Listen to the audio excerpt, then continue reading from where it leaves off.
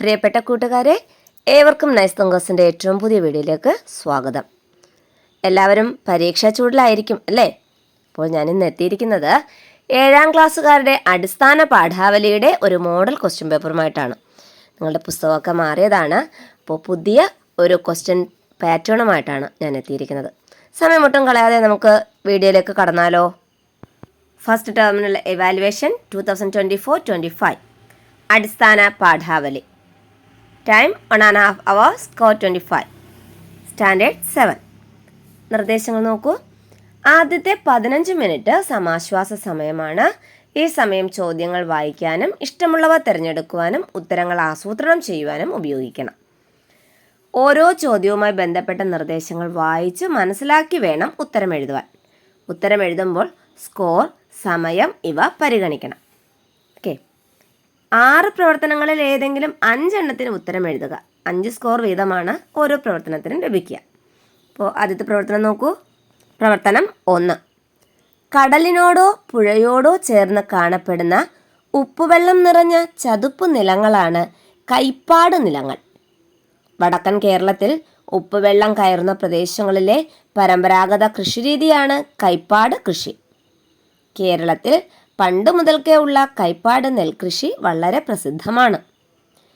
ഏഴോം നെല്ലുവിത്ത് എന്ന പുതിയ ഇനം നെൽവിത്തും പൊക്കാളി വിത്തുകളും കൈപ്പാട് കൃഷിക്ക് ഉപയോഗിക്കുന്നു.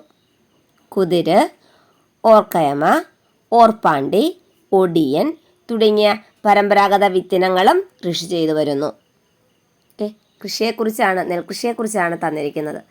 അപ്പോൾ ഇതിനെ തുടർന്നുള്ള ചോദ്യങ്ങൾ നോക്കൂ. ആദ്യത്തെ ചോദ്യം, ഇവിടെ എന്തിനെക്കുറിച്ചാണ് സൂചിപ്പിക്കുന്നത്? ഇവിടെ എന്തിനെക്കുറിച്ചാണ് സൂചിപ്പിക്കുന്നത്? എന്താണ്? നെൽകൃഷി അല്ലേ? എന്തിനെക്കുറിച്ചാണ്? നെൽകൃഷി. രണ്ടാമത്തെ ചോദ്യം, ഉചിതമായ തലക്കെട്ട് നൽകൂ. ഉചിതമായ തലക്കെട്ട് എന്ത് കൊടുക്കാം? കൈപ്പാട് നെൽകൃഷി. കൈപ്പാട് നെൽകൃഷി എന്ന് കൊടുക്കുന്നതായിരിക്കും ഏറ്റവും ഉചിതം. കാരണം ഉപ്പുവെള്ളം നിറഞ്ഞ കൈപ്പാട് നിലങ്ങളിൽ ചെയ്യുന്ന കൃഷിയെക്കുറിച്ചാണ് ഇവിടെ പറഞ്ഞിരിക്കുന്നത്. അതുകൊണ്ട് തന്നെ തലക്കെട്ട് നമുക്ക് കൈപ്പാട് നെൽകൃഷി എന്ന് കൊടുക്കാം. അല്ലെങ്കിൽ പരമ്പരാഗത കൃഷിരീതിയെന്നും കൊടുക്കാം അല്ലേ? പരമ്പരാഗത കൃഷിരീതിയെന്നോ നെൽകൃഷിയെന്നോ നിങ്ങൾക്ക് ഇഷ്ടമുള്ളത് കൊടുക്കാം. പക്ഷേ നമുക്ക് തന്നിരിക്കുന്ന ഖണ്ഡികയ്ക്ക് ആപ്റ്റാവുന്ന ഒരു തലക്കെട്ട് വേണം നൽകാനായിട്ട്. ക്ലിയർ അല്ലേ? അടുത്ത ചോദ്യം നോക്കൂ. പരമ്പരാഗത കൈപ്പാട് വിത്തിനങ്ങൾ ഏതെല്ലാം? പരമ്പരാഗത കൈപ്പാട് വിത്തിനങ്ങൾ ഏതെല്ലാം? ഖണ്ഡികയിൽ തന്നെ തന്നിട്ടുണ്ട്. കുതിര്, ഓർക്കയമ, ഓർപ്പാണ്ടി, ഒടിയൻ അല്ലേ? ഇതൊക്കെ പരമ്പരാഗത കൈപ്പാട് വിത്തിനങ്ങളാണ്. അടുത്ത ചോദ്യം നോക്കൂ. അത്യുൽപാദന ശേഷിയുള്ള വിത്തിനത്തിന് ഉദാഹരണം എഴുതുക. അത്യുൽപാദന ശേഷിയുള്ള വിത്തിനത്തിന് ഉദാഹരണം എഴുതുക. ഏതാണ് അത്യുൽപാദന ശേഷിയുള്ള വിത്തിനം? ഏഴോം. ഏതാണ്? ഏഴോം. ഏഴോം അത്യുൽപാദന ശേഷിയുള്ള വിത്തിനമാണ്. ഉപ്പ് വെള്ളം നിറഞ്ഞ പ്രദേശങ്ങളിൽ കൃഷി ചെയ്യാനായിട്ട് വികസിപ്പിച്ചെടുത്ത അത്യുൽപാദന ശേഷിയുള്ള നെൽവിത്തിനങ്ങളാണ് ഏഴോം. ഏഴോം. ക്ലിയർ അല്ലേ? അടുത്ത പ്രവർത്തനത്തിലേക്ക് പോകാലോ. പ്രവർത്തനം 2. കിക്കിളി കൂട്ടി യുഴവുചാലിൽ കൂടി പൊക്കിള പൊന്തും വയൽ ചെളിയിൽ മന്ദമിറങ്ങി നിരന്നു നിലകൊണ്ടു പെണ്ണുങ്ങൾ മണ്ണിനരുമ മക്കൾ. ആശയം വിശദമാക്കൂ. നിങ്ങൾ പഠിച്ച പാഠഭാഗത്തു നിന്നുള്ള വരികൾ തന്നെയാണ് ഇവ അല്ലേ? അപ്പോൾ ഇവിടെ തന്നിരിക്കുന്ന ഈ 4 വരികളുടെ ആശയം വിശദമാക്കാനാണ് പറഞ്ഞിരിക്കുന്നത്. മാർക്ക് നോക്കൂ, 5 മാർക്കിനാണ്. 5 മാർക്കിനായതുകൊണ്ട് തന്നെ ഒരു പേജിൽ കവിയാതെ നിങ്ങൾ എന്ത് ചെയ്യണം? ആശയം വിശദീകരിക്കണം. അപ്പോൾ ഈ കവിത എഴുതിയതാരാണ് എന്ന് ഉൾക്കൊള്ളിക്കാം. അതിനുശേഷം കവിയുടെ ലക്ഷ്യം എന്താണ്, അല്ലെങ്കിൽ കവി എന്താണ് ആ കവിതയിലൂടെ പറഞ്ഞിരിക്കുന്നത് എന്ന് പറയാം. ശേഷം ഈ 4 വരികളുടെ അന്തസത്ത ഒട്ടും ചോർന്നു പോകാതെ ആശയം വിശദീകരിക്കുക. എന്ത് ചെയ്യുന്നുണ്ട്? മണ്ണിൻ്റെ അരുമ മക്കളാരാ? കൃഷിക്കാരാണ് അല്ലേ? കൃഷിയിൽ അല്ലെങ്കിൽ വയലേലകളിൽ കൃഷി ചെയ്യുന്ന കർഷകരാണ് മണ്ണിൻ്റെ അരുമ മക്കൾ. ഉഴവുചാലിൽ, ആ വയലിൽ ഉഴുതുമറിക്കുന്ന വയലിൽ പൊക്കിള പൊന്തും. പൊക്കിള മീൻസ് നാഫിയോളം പൊന്തുന്ന വയൽ ചെളിയിൽ, വയലിൽ അറിയാലോ, കാല് താഴ്ന്നു പോകുന്ന തരത്തിലുള്ള ചെളികളാണ്.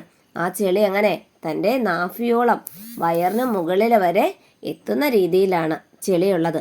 അതിൽ പോലും മന്ദമിറങ്ങി മെല്ലെ ഇറങ്ങി നിരന്ന് നിലകൊണ്ടു പെണ്ണുങ്ങൾ. നിലത്ത് വയലിൽ ഞാറ് നടാനായാലും നെല്ല് കൊയ്യാനായാലും ഒക്കെ അതൊരു താളത്തിന് അവരിങ്ങനെ നിരന്ന് നിൽക്കുകയാണ് ചെയ്യുന്നത്. അപ്പോൾ അവരിങ്ങനെ ആ നാഭിക്ക് മേലെ നിൽക്കുന്ന ചെളിയിൽ എന്ത് ചെയ്യുകയാണ്? സ്ത്രീകളിങ്ങനെ നിരന്ന് നിൽക്കുകയാണ് ആ മണ്ണിൻ്റെ അരുമ മക്കൾ. അപ്പോൾ ഇതിനെ നിങ്ങളുടേതായ ഭാഷയിൽ എന്ത് ചെയ്യുക? ആശയം വിശദീകരിച്ച് എഴുതുക. ഓക്കെ. പൊക്കിള മീൻസ് എന്താ? പൊക്കിള നാഭി എന്നാണ്. നാഭി അറിയാലോ. ക്ലിയർ? അടുത്ത പ്രവർത്തനത്തിലേക്ക് പോകാലോ. അടുത്ത പ്രവർത്തനം നോക്കൂ. പ്രവർത്തനം 3. പ്രവർത്തനം 3 ആദ്യത്തേത് കുമ്മാട്ടി വേഷം കെട്ടുന്നതിൻ്റെ അണിയറ ഒരുക്കങ്ങൾ എന്തൊക്കെയാണ്? കുമ്മാട്ടി വേഷം കെട്ടുന്നതിൻ്റെ അണിയറ ഒരുക്കങ്ങൾ എന്തൊക്കെയാണ്? നോക്കൂ. കേരളത്തിൽ കുമ്മാട്ടിക്കളി വയനാട്ടിലും തൃശ്ശൂർ ജില്ലയിലും പാലക്കാട് ജില്ലയിൽ വടക്കാഞ്ചേരി, ആലത്തൂർ, കുനിശ്ശേരി, ചിറ്റൂർ എന്നീ പ്രദേശങ്ങളിലും കാണുന്നുണ്ട്. തൃശ്ശൂരിൽ കുമ്മാട്ടി ഒരു വിനോദ കലാപ്രകടനവും മറ്റു പ്രദേശങ്ങളിൽ ദേവിക്കുള്ള ഒരു അനുഷ്ഠാനവുമായി ആഘോഷിച്ചു വരുന്നു. കളിയിലും വേഷത്തിലും പാട്ടിലും അല്പവ്യത്യാസങ്ങൾ കാണാമെന്നുണ്ടെങ്കിലും കുമ്മാട്ടിയുടെ പ്രാഗ് രൂപം ഒന്നു തന്നെയാണെന്ന് പറയാം. പാലക്കാട് ഒറ്റപ്പാലം താലൂക്കിൽ കാർഷികോത്സവത്തിൻ്റെ ആരംഭത്തെ കുറിക്കുന്നതാണ് കുമ്മാട്ടി. മുളയിടുക എന്നാണ് അവർ പറയുന്നത്. മകരക്കൊയ്ത്തു കഴിഞ്ഞാൽ കുമ്മാട്ടിക്കളി ആരംഭിക്കുകയായി. കുമ്മാട്ടിപ്പുല്ലിന് പകരം ഉണങ്ങിയ വാഴയില, ചപ്പുകൾ എന്നിവ ദേഹത്ത് ധരിക്കുന്നു. ഒരു ദിവസം മാത്രമേ കളിയുള്ളൂ. കളിക്കാർ മുഖത്ത് പാളയോ പൊയ്മുഖങ്ങളോ വയ്ക്കാറുണ്ട്. അവർ പാട്ട് പാടാറില്ല. മേളക്കൊഴുപ്പിന് വേണ്ടി ഒരുതരം ചെണ്ട ഉപയോഗിക്കാറുണ്ട്. തുള്ളലാണ് പ്രധാനമായ പരിപാടി. പണ്ടൊക്കെ നായകന്മാർ മാത്രം പങ്കെടുത്തിരുന്ന കുമ്മാട്ടിക്കളിയിൽ ഇപ്പോൾ ജാതിമത ഭേദമന്യേ കുട്ടികൾ ആവേശപൂർവ്വം പങ്കെടുക്കുന്നുണ്ട്. തള്ളയാണ് കുമ്മാട്ടിയിലെ ഏറ്റവും ആകർഷകമായ വേഷം. കുമ്മാട്ടിയിലെ തള്ള കേരളത്തിലെ മറ്റു ചില നാടൻ കലാരൂപങ്ങളിലും കാണാറുണ്ട്. തള്ളക്കുമ്മാട്ടിക്ക് പല്ലില്ലാത്ത കിഴവിയുടെ സഹതാപാർഹമായ മുഖാവരണമുണ്ടായിരിക്കും. തലയിൽ പണ്ടത്തെ സ്ത്രീകളുടെ തലമുടിക്കെട്ടിൻ്റെ വേഷം ചിത്രീകരണം ചെയ്തിട്ടുണ്ടായിരിക്കും. കാതിൽ കുണ്ഡലങ്ങൾക്കു പകരം വഴുതിനങ്ങയോ മറ്റോ കെട്ടിത്തൂക്കും. കുമ്മാട്ടിക്കളിക്ക് പാട്ടുണ്ട്. കളിക്കാരുടെ നേതാവാണ് പാടുന്നത്. മറ്റുള്ളവർ ഏറ്റുപാടുകയാണ് ചെയ്യുന്നത്. കുമ്മാട്ടികൾ ഏറ്റുപാടാറില്ല. മുഖത്ത് പൊയ്മുഖം വെച്ച കാരണം പാടാനൊന്നും കഴിയുകയില്ല. പാട്ടിന് താളം കൊടുക്കുന്ന വാദ്യം ഓണവില്ലാണ്. ഓക്കെ, ക്ലിയർ ആണല്ലോ. പ്രവർത്തനം 3 രണ്ടാമത്തെ ചോദ്യം നോക്കൂ. ഉൾച്ചേർന്ന പദങ്ങൾ എഴുതുക. മാതൃക: വർഷവും. വർഷം പ്ലസ് വർഷവും.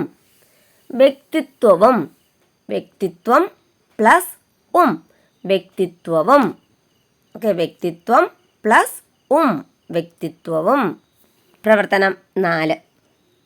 ഓഗസ്റ്റ് 12 തൊട്ട് 13 വരെ ഗ്രാമപഞ്ചായത്തിൻ്റെ ആഭിമുഖ്യത്തിൽ കാർഷികോത്സവം 2024 നടത്താൻ തീരുമാനിച്ചു. അതിനാവശ്യമായ ഒരു നോട്ടീസ് തയ്യാറാക്കുക. കാര്യപരിപാടികൾ, മത്സര പരിപാടികൾ എന്നിവ ഉൾച്ചേർക്കണം. കൂട്ടുകാർക്ക് നോട്ടീസ് തയ്യാറാക്കാൻ അറിയാമല്ലോ. വളരെ ഭംഗിയായ രീതിയിൽ നോട്ടീസ് തയ്യാറാക്കുക. നോട്ടീസ് തയ്യാറാക്കുന്നതിന് മുമ്പ് ആ ഭാഗം വളരെ ഭംഗിയായിട്ട് വരയ്ക്കുക. ഒരു ബോക്സൊക്കെ വരച്ചിട്ട് വേണം നോട്ടീസ് തയ്യാറാക്കാനായിട്ട്.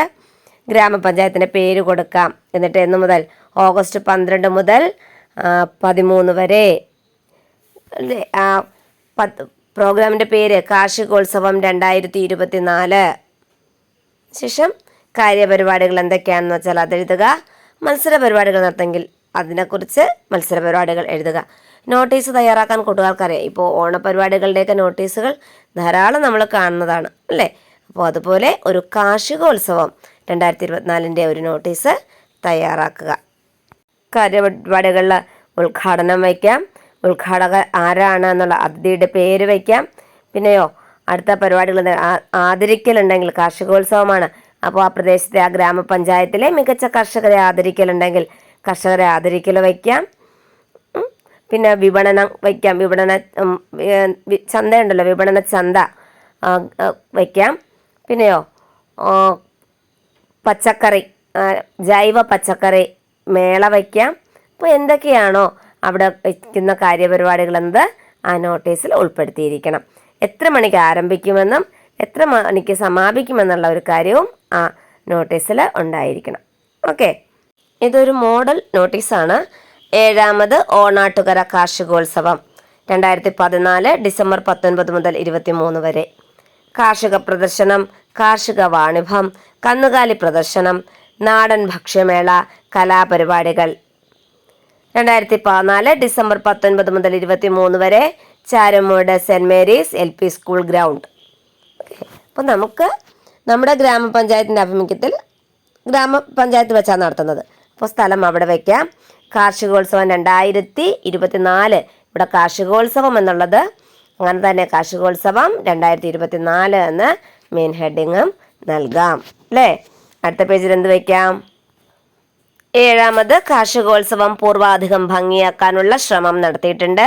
വനിതാ കുടുംബ കൃഷി കർഷക സമ്മേളനം, ഓണാട്ടുകരയുടെ കാർഷിക സാഹിത്യ സദസ്സ്, കൃഷിയുടെ ജീവിതശൈലി വിശദമാക്കുന്ന കാർഷിക സമ്മേളനം തുടങ്ങി ഒട്ടേറെ പുതുമകൾ നിങ്ങൾക്ക് അനുഭവവേദ്യമാകും. കലാപരിപാടികൾ ഹൃദ്യവും ജനകീയവുമാക്കാൻ ശ്രമിച്ചിട്ടുണ്ട്. രാഷ്ട്രീയ, സാമൂഹ്യ, സാംസ്കാരിക രംഗങ്ങളിലെ വിശിഷ്ട വ്യക്തികൾ പങ്കെടുക്കുന്ന വിവിധ സമ്മേളനങ്ങളും പ്രൗഢമാണെന്ന് ഉറപ്പിക്കാം. അനന്യമായ എത്ര സമ്മാനങ്ങളാണ് വിവിധയിനം മികച്ച കർഷകരെ കാത്തിരിക്കുന്നത്. മേളയുടെ പ്രത്യേകതകൾ: കേരളത്തിലെ ഏറ്റവും വലിയ 2ാമത്തെ കാർഷികമേള, ചെറുകിട കർഷകർ നേരിട്ട് നടത്തുന്ന കാർഷികമേള, ഫാർമേഴ്സ് ക്ലബ്ബുകളുടെ നേതൃത്വത്തിൽ നടക്കുന്ന ഏക കാർഷികമേള, കേരളത്തിൽ നടത്തപ്പെടുന്ന ഏക പാരമ്പര്യ കാർഷിക ഭക്ഷ്യമേള, നാടൻ കാർഷികോൽപ്പന്നങ്ങളുടെ കണ്ണഞ്ചിപ്പിക്കുന്ന പ്രദർശന വിപണനം. ഓക്കെ, ഇങ്ങനെ നമ്മുടെ നോട്ടീസ് എന്ത് ചെയ്യാൻ പറ്റും? നമുക്ക് മനോഹരമാക്കാൻ പറ്റും. നടത്താൻ ഉദ്ദേശിക്കുന്ന കാര്യങ്ങളൊക്കെ ഇതിൽ തന്നെ വ്യക്തമാണ് അല്ലേ. ഇനി അടുത്ത ക്വസ്റ്റ്യനിലേക്ക് പോകാമല്ലോ. നിങ്ങളുടെ നാട്ടിലെ ഒരു കാർഷികോത്സവത്തിന് ഉദാഹരണം എഴുതൂ. ഓരോ പ്രദേശത്തും ഓരോ കാർഷികോത്സവങ്ങൾ ഉണ്ടാവും. അതിന് ഉദാഹരണം എഴുതുക. നമ്മൾ ശരിക്കും ഓണവും വിഷുവും ഒക്കെ കാർഷികോത്സവങ്ങളാണ് അല്ലേ. ഓണവും വിഷുവും ഒക്കെ കാർഷികോത്സവങ്ങളാണ്. ഇനി അടുത്ത പ്രവർത്തനം നോക്കൂ. പ്രവർത്തനം 5. നിങ്ങളുടെ പ്രദേശത്ത് കർഷകശ്രീ പുരസ്കാരം ലഭിച്ച വ്യക്തിയെയും കൂടെ ആ പ്രദേശത്തെ ഏറ്റവും പ്രായം കൂടിയ കർഷകനെയും ആദരിക്കുന്നു. അവിടെ നടത്താനുള്ള ഒരു പ്രസംഗം തയ്യാറാക്കുക. കൂട്ടുകാർക്ക് പറ്റും. ആദ്യം വേദിയിലിരിക്കുന്നവരെ അഭിസംബോധന ചെയ്യുക. പിന്നെ സദസ്സിലിരിക്കുന്ന നമ്മൾ ആദരിക്കേണ്ട വ്യക്തികളെക്കുറിച്ച്, അവരുടെ പ്രത്യേകതകൾ, അവർക്ക് ലഭിച്ച ബഹുമതി, അത് ലഭിക്കാനിടയായ സാഹചര്യം, അവർ അതിനുവേണ്ടി പ്രയത്നിച്ച കാര്യങ്ങളൊക്കെ ഉൾപ്പെടുത്തി വേണം എന്ത് തയ്യാറാക്കാൻ? പ്രസംഗം തയ്യാറാക്കാൻ. 4 മാർക്കാണ്. അപ്പോൾ ഒരു പുറത്തിൽ കവിയാതെ എഴുതണം. ഓക്കെ, അടുത്ത ചോദ്യം. നെൽവിത്തിനങ്ങൾക്ക് 2 ഉദാഹരണം എഴുതൂ. നെൽവിത്തിനങ്ങൾ, ഒത്തിരി നെൽവിത്തുകളുണ്ട്. പൊന്നാരിയൻ, മുണ്ടകൻ, നവര, കുറുവ, കറുത്ത കുറുവ, ചെമ്പാവ് തുടങ്ങി ഒത്തിരി നെല്ലിനങ്ങളുണ്ട്. അതിൽ ഏതെങ്കിലും 2 നെല്ലിനങ്ങൾക്ക് ഉദാഹരണം എഴുതാനാണ് പറഞ്ഞിരിക്കുന്നത്. 2 എണ്ണം. ഓക്കെ, പൊന്നാരിയൻ, മുണ്ടകൻ, നവര, കുറുവ, കറുത്ത കുറുവ, ചെമ്പാവ് ഇവയൊക്കെ നെൽവിത്തിനങ്ങളാണ്. 6ാമത്തെ പ്രവർത്തനം നോക്കൂ. കടത്തനാട്ട് മാധവിയമ്മയുടെ ഗ്രാമശ്രീകൾ എന്ന കവിതയുടെ ആസ്വാദനം തയ്യാറാക്കുക. ആസ്വാദനക്കുറിപ്പ് തയ്യാറാക്കാൻ കൂട്ടുകാർക്കറിയാം. കവിത എഴുതിയതാരാണ്? കവിതയുടെ ആശയം എന്താണ്? അതിൽ വന്നിരിക്കുന്ന വർണ്ണഭംഗികൾ, ഭാഷാഭംഗികൾ, പദഭംഗികൾ ഇവയൊക്കെ വർണ്ണിച്ച് വേണം ആസ്വാദനക്കുറിപ്പ് തയ്യാറാക്കാൻ. ഓക്കെ, അടിവരയിട്ട പദങ്ങളുടെ അർത്ഥം എഴുതുക. ഉണ്ണിക്കതിരോന്റെ പൊന്നുകപ്പാടേറ്റു വിണ്ണിൽ വെളിപ്പാടും ചോന്നിതല്ലോ. ഉണ്ണിക്കതിരോൻ മീൻസ് എന്താ? ഉദയസൂര്യനാണ് ഉണ്ണിക്കതിരോൻ. വിണ്ണ് ആകാശം. ഓക്കെ, 6 പ്രവർത്തനങ്ങളിൽ 5 പ്രവർത്തനങ്ങൾക്ക് ഉത്തരം എഴുതിയാൽ മതി. പക്ഷെ നമ്മൾ എടുക്കുന്ന പ്രവർത്തനത്തിൽ സബ് ക്വസ്റ്റ്യൻസ് ഉണ്ടെങ്കിൽ നമ്മൾ ആ സബ് ക്വസ്റ്റ്യൻസിനെല്ലാം ആൻസർ ചെയ്യണം. ക്ലിയർ? ഇന്നത്തെ ഈ വീഡിയോ നിങ്ങൾക്ക് ഉപകാരപ്രദമായെങ്കിൽ ലൈക്ക് ചെയ്യാനും കമൻറ്റ് ചെയ്യാനും നിങ്ങളുടെ പ്രിയപ്പെട്ട കൂട്ടുകാർക്ക് ഷെയർ ചെയ്യാനും മറന്നു പോകരുത്. അപ്പോൾ നിങ്ങൾക്ക് ഉപകാരപ്രദമാകുന്ന മറ്റൊരു വീഡിയോയുമായി വീണ്ടും കാണുന്നവരെ ബൈ ബൈ.